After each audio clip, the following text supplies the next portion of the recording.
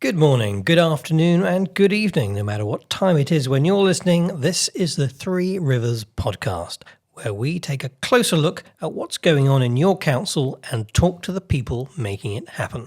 I'm Duncan Smith. And I'm James Bagley. Today we have a very special guest joining us. He captured our hearts at the 1988 Winter Olympics in Calgary, Canada, and became Britain's first Olympic ski jumper. His life was portrayed on the big screen in 2016. Outside of ski jumping, he's a skilled plasterer, and most importantly, he's starring as Professor Crackpot in the Beauty and the Beast pantomime at Warsmeet Theatre in Rickmansworth. I am, of course, talking about Michael Edwards, or as you would know him as, Eddie, the Eagle Edwards. Thank you for joining us, Eddie. Thank you.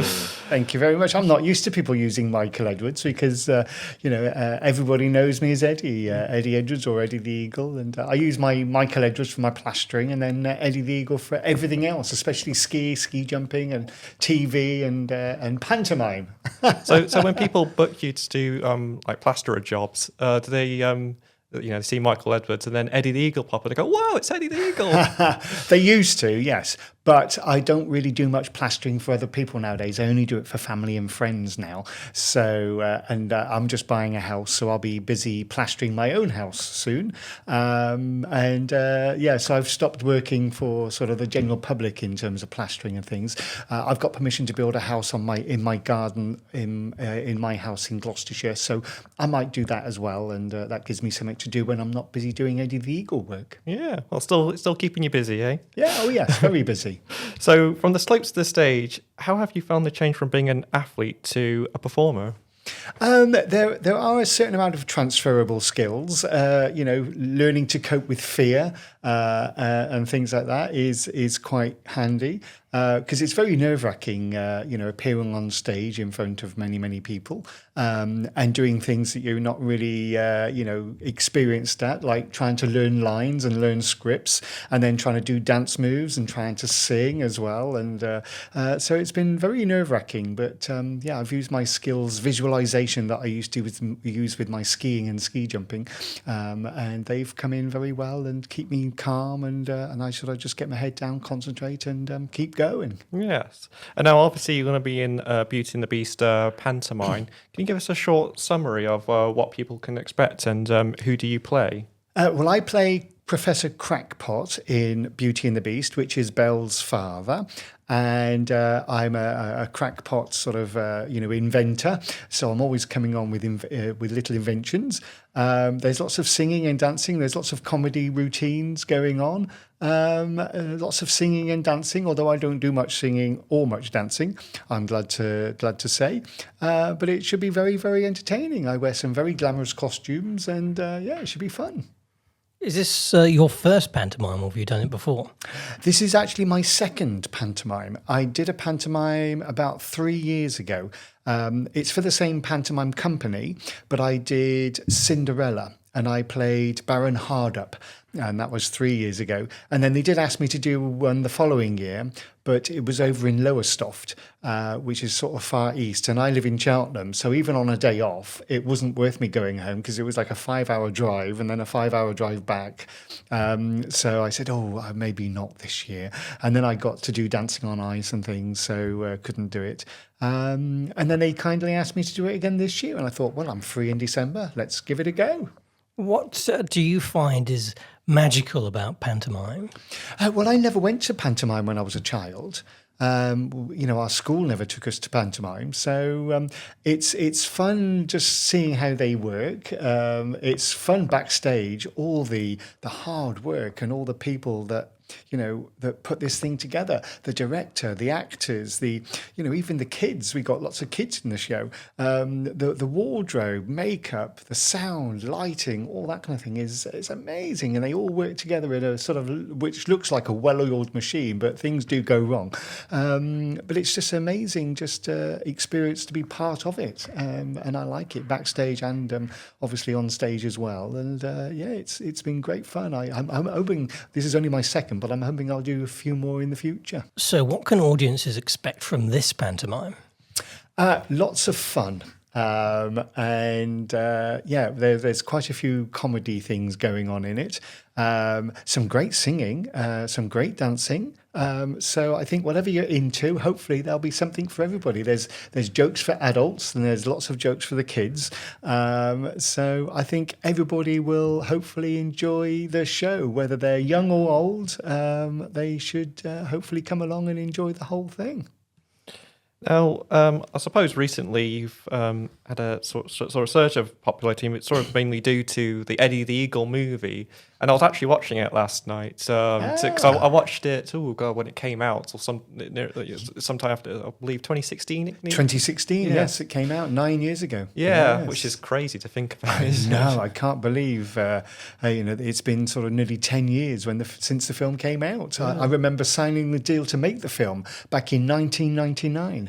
I was just about to start a law degree, and I got a phone call from a British producer, but he lived in LA, and he said, "We'd love to make a film about your life." And I was very excited about that, and I signed the deal, and it took 15 years before the film actually was made, but they did a fantastic job, and I absolutely love the film.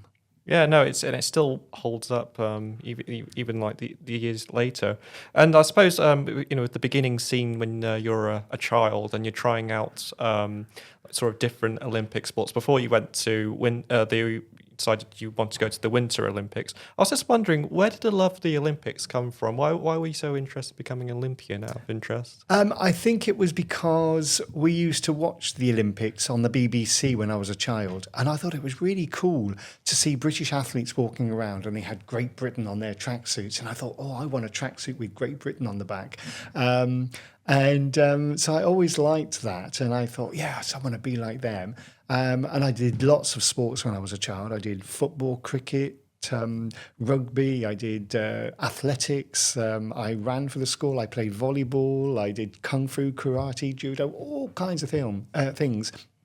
But it wasn't until I went skiing on a school ski trip and I thought, oh my God, I love this sport. And then that was it. It took over everything. And then skiing became all I ever thought about, talked about and dreamt about. And I got into ski racing. I've got a local dry ski slope from Cheltenham in Gloucester Ski Centre. And got into ski racing and got into the England team and then the British squad and raced internationally. And then went to America to race and I ran out of money and ski jumping was cheaper. So I started ski jumping. And it was only after I started ski jumping that I realised that Britain have never had a ski jumper before. And I thought, I'll see what I can do. And, moved my way up to the big jumps and managed to qualify for Calgary and then became Eddie the Eagle and boof. And that was it. That was my life in a nutshell, as it were. I have to ask, what has happened to your legendary glasses? Well, I do wear glasses, but only for reading when it gets particularly sort of dark, because I had eye surgery. So they took the natural lens out of my eye and replaced it with a prescription lens.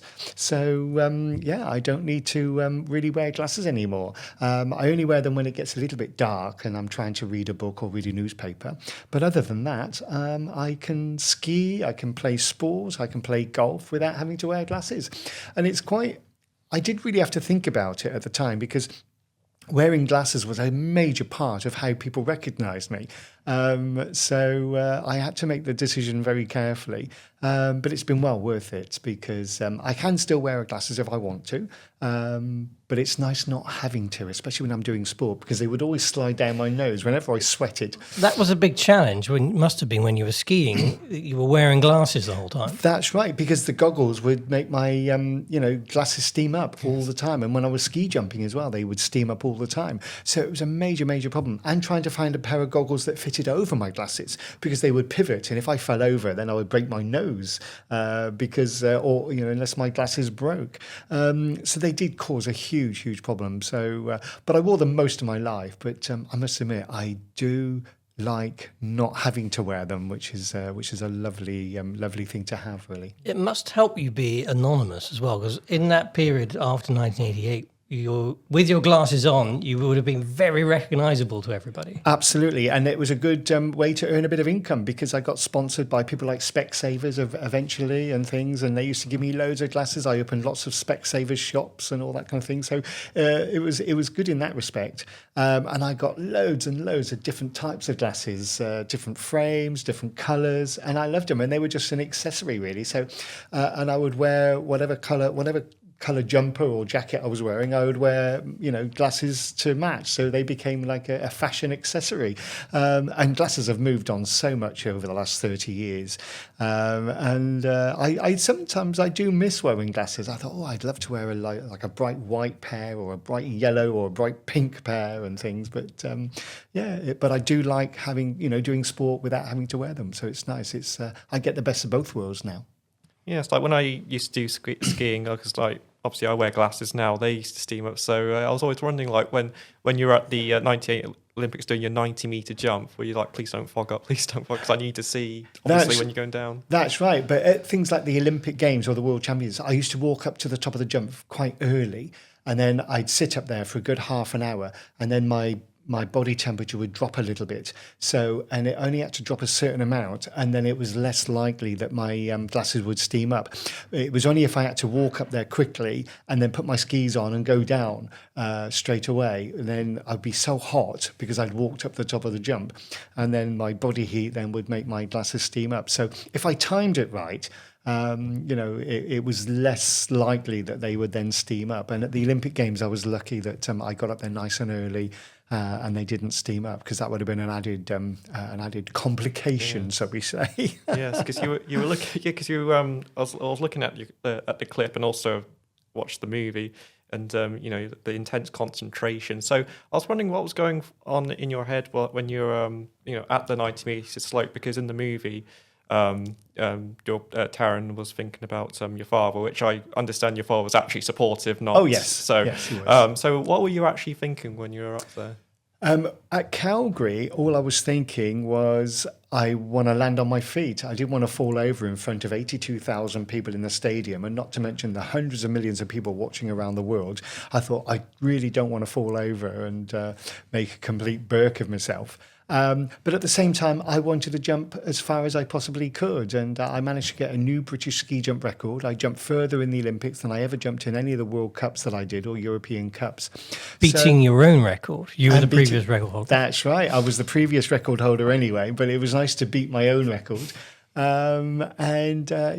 was. I was just very lucky that I managed to stand on my feet and jump 71 meters, and the crowd loved it, and they really took me to their hearts, the Calgarians, and it was nice that they christened me Eddie the Eagle, and it just caught everybody's imagination, and it just boof exploded, and I've been called Eddie the Eagle ever since. So, and would that come from a commentator? Because again, I'm going back to the movie. The commentator played by Jim Broadbent said Eddie the Eagle, and I guess it stuck. Is that what actually happened? A commentator said that? Or? Well, I don't know. I was told that it was given to me by a group of supporters from an oil company in Calgary, because I did an interview with the BBC 2 weeks before I went to Calgary. And they sent this TV interview with the BBC over to Canadian television. And so these group of supporters from an oil company in Calgary saw on Canadian television this news item: Eddie Edwards, Britain's first ever ski jumper, is coming to the Calgary Winter Olympics. And I heard that they christened me Eddie the Eagle, but I don't know for sure. So that's what I'd heard. And I flew into Calgary for the Olympic Games, and I went through the airport, and there was a great big banner on the wall at the airport, and it said, "Welcome to Calgary, Eddie the Eagle." And I said, "Wow." I said, "Who's that?" And they said, "It's you." And that was it. It just poof exploded, and I've been called Eddie the Eagle ever since. And wow. So it's amazing. Wow.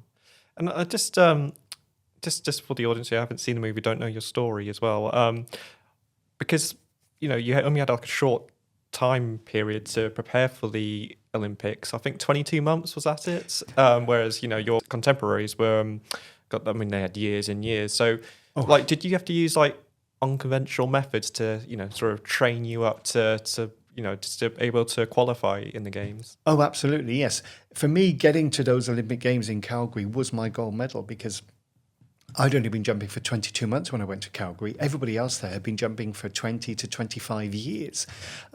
So I was very much a beginner at the sport when I went to the Calgary Winter Olympics. And the other teams helped me a lot. They gave me equipment, they gave me some coaching, they took me along to where the ski jumps were, because I didn't know where these ski jumps were at all. But also it was a real struggle because I had to sleep in the car, I slept in cow sheds, I slept in barns, I scraped food out of bins, I slept in a psychiatric hospital in Finland when I was training there. So it was a very unconventional sort of route to the Olympic Games. And then when I had a press conference at Calgary, of course, I told them all about these stories about, scraping food out of bins and living in a psychiatric hospital and all this sort of thing. And they wrote about it, and then that was it. It got all that publicity because it was such an unusual story. And your story did capture the imagination of not just American and Canadian audiences, but the whole globe, leading you to appear on Tonight Show with Johnny Carson. That's right. During the Olympic Games, I got a phone call from Johnny Carson. He invited me down to LA where they film it, and I appeared on the Johnny Carson show with Burt Reynolds. And he was the loveliest guy for being an A-list movie star, because I spent about 5 hours with Burt Reynolds in the green room, and we were just chatting, and I was talking about the Olympics and how I got there and things, and he was lovely. And he gave me his phone number of his ranch in Florida, and he said, if you ever come to America, come and stay with me in my ranch in Florida, and I'll show you all around Florida. I never took him up on the offer. I should have done, but I was so busy. But yeah, he was the loveliest guy. And then the Johnny Carson show was amazing, because I didn't know at the time that it was like the biggest show in America, and it was great fun doing the Johnny Carson show. Yeah, you look immensely relaxed on the program, probably because you didn't realize every American was watching. That's right. Yes, I think I was so relaxed because I didn't realize that it was like the biggest show in America, and so I think it helped not knowing just how big it was. What was Johnny Carson like? He was lovely. He didn't come and see me other than to say hello. That was it, because he wanted everything to be very spontaneous. So I walked out on the show and I'd only said hello to him, and that was it. And then it was lovely. And, the rapport we had with that, and then with Burt Reynolds as well, it was really, really good. And it's one thing I'll remember for the rest of my life, appearing on that show with such a great film star. And of course, Hugh Jackman was lovely as well. I went out on set and watched them film a couple of the scenes. So to see Taron Egerton and Hugh Jackman and all those guys, it's I've met some very interesting movie stars in my life, which has been great. Just going back on what you said earlier about that you signed the movie off in, was it 1999, was it? Or 2000 when you signed the sort of deal. That's right, 26 years ago, 1999. Yeah. And there was quite a few names attached over the years. I heard that Steve Coogan was attached, and Rupert Grint, who played Ron Weasley in the Harry Potter movies. So when it was sort of picked up by 20th Century Fox, or acquired by 20th Century Fox, did you think, it's not going to happen? Did you think that? Oh yes, when after about 5 or 10 years, because originally, when I first signed the deal, they were looking at Robbie Williams from Take That. He was going to give up singing and give up Take That and become an actor.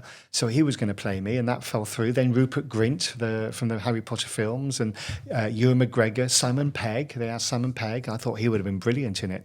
And the project just kept stalling.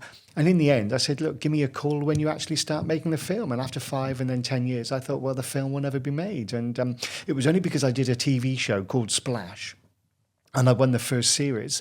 That was the impetus then to make the film. So it was a long time coming, and there were times when I thought, well, the film's never going to be, because there are a lot of production companies that buy the rights from the book, because I wrote a book straight after Calgary, so somebody bought the rights from that book. But very often, even though they buy the rights, very often a film is never made. So I was very lucky that I managed to have a film made about my life. It's not very often that you meet people who have a film made about their life. So I'm a very proud to be a member of a very small club, as it were. It is an extraordinary life story. Yes. Can you remember the moment that you realized your life was taking a different route and you were on the route to something special? Not at the time. No, I was just doing what I needed to do. all I knew was that I loved my skiing and I loved my ski jumping, and I was prepared to do anything so long as I could carry on skiing and ski jumping. And if that meant sleeping in the car and in a cowshed or in a barn, if that meant scraping food out of bins, if that meant sleeping in a psychiatric hospital, then so be it. I was just doing what I needed to do in order to do the sport that I love doing. I didn't realise that I would manage to qualify for Calgary and then manage to tell my story. And I didn't realise just what an impact telling my story and how unusual it was, or anything, or what kind of sensation it would cause. I was just doing what I needed to do in order to do something that I love doing. So, and that love for skiing, when did that start? When did the spark first light? The moment I put on a pair of skis. We went for a lesson at Gloucester Ski Centre before we went to Andolo in the Italian Dolomites for my very first school ski trip. And I loved having skis on, and it was really interesting learning to snowplow and all that kind of thing, learning the basics. And then we went to Italy for our ski trip and loved it.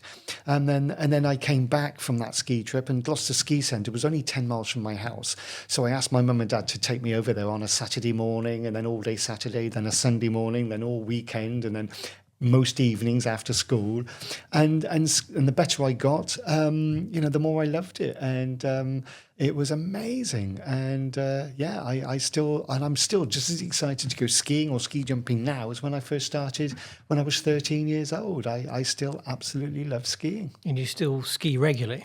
As much as I can, yeah. I was skiing at Gloucester, where I first put on a pair of skis. I skied there not last week, the week before. I still go away most winters, not all winter, but sometimes it's 1 week or 2 weeks, and sometimes it's 4, 5, or even 6 weeks. And they could be to France, Italy, Austria, America. In January this year, I'm hoping to go to Japan to ski, and then I'm in France in February and Italy in March. So I've got a few trips this winter coming. And do you ever mentor other young skiers? Not really. I do. I used to be a ski instructor, so I have taught quite a few people, young and old, and it's something that I will go back into in years to come. It's just at the moment I'm very busy with, buying a house and getting a house with my partner, and doing things like panto and doing lots of talks.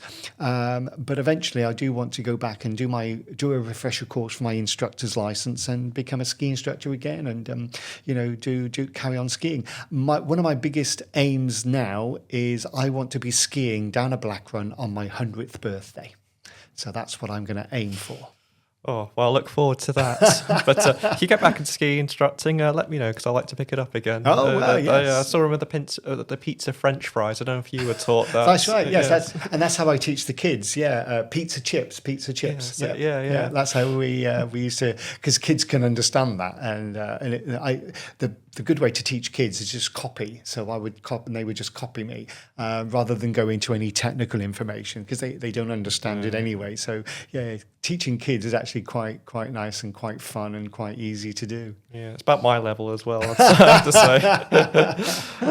I just wanted to ask, because obviously you also had like a massive impact on the sport, because just after your 1988 appearance, you couldn't go to 1992 because of something that was brought in called the Eddie the Eagle rule, wasn't there? That's right, yes, because for all the ordinary everyday people who loved me being at Calgary, there were certain people in officialdom that hated the idea that a guy who came 58th got more attention than the guy who won the gold medal, and they said this is not right. And the Norwegian Ski Federation even complained to the International Ski Federation, and they said, in Norway, we have 50,000 Eddie the Eagles. We don't send them to the Olympic Games. So FIS then brought out a new rule. And for an athlete to go to the Olympic Games, you've got to be ranked in the top 50 in the world at your sport, or be placed. It used to be the top 50% of an international competition, but I think they dropped it to the top 30% of an international competition. Now, in 1998, when I was training for the Nagano Olympics, I reached that qualification. I got in the top 50 of the US National Championships, and I sent the results to the British Ski Federation, and they said, "Oh, congratulations, but we're still not sending you to Nagano." So then I retired. So although I got quite good at ski jumping in the end, I wasn't able to go for another Olympics like Nagano, and I retired and went back to school and did a law degree, and then I went back to plastering and did other things. Yeah, it must have been quite devastating because, like, again, in the movie, Hugh Jackman says, give it 4 years, rather than go right now. So, I mean, if you did go, did you think if you did wait those 4 years, do you think you wouldn't be able to go still? Or I don't know. I think I might have been able to qualify for Albertville, which was in 1992, 4 years later, but I don't think I would have got anywhere near the kind of reaction in Albertville that I got in Calgary. I think it was very unusual at Calgary, and I think it's been known as the Underdog Olympics because they made 2 great films. It was the Jamaican bobsled team and Cool Runnings, and then myself and the film-edited Eagle. So I think it was known as the Underdog Olympics, and I don't think it would have happened anywhere else but Canada. And I'm glad it happened, and it was just perfect timing, and maybe it was just destined to happen. Who knows? It was very strange. And finally, I just wanted to ask before we wrap things up. Ever since you were a child, you had this dream of becoming an Olympian, and you had a unconventional, also like a rough journey there, but you managed to do it nonetheless. Yeah. So young people probably listening to this, and they probably have a dream they want to chase. What would your advice be to them? Oh, my advice would be never give up. Never give up. And, whatever goal, whatever dream, whatever ambition you have, you hold on to that. And no matter how many people turn around and say it can't be done, it's impossible, if you think you can do it, and if you think you've got the ability to do it, you train hard. And whatever it is, whatever sport, whatever business, even it's in academics, whatever it is, if you've got a dream, you hold on to that and never let it go. And my story was all about resilience and tenacity and determination and never giving up. And I want to instill that in every child in the country, and just go for it. Well, you can see Eddie the Eagle Edwards in the pantomime Beauty and the Beast at Watersmeet in Rickmansworth, and tickets are on sale now. Eddie, thank you very much for joining us. Thank you very much. Thank you.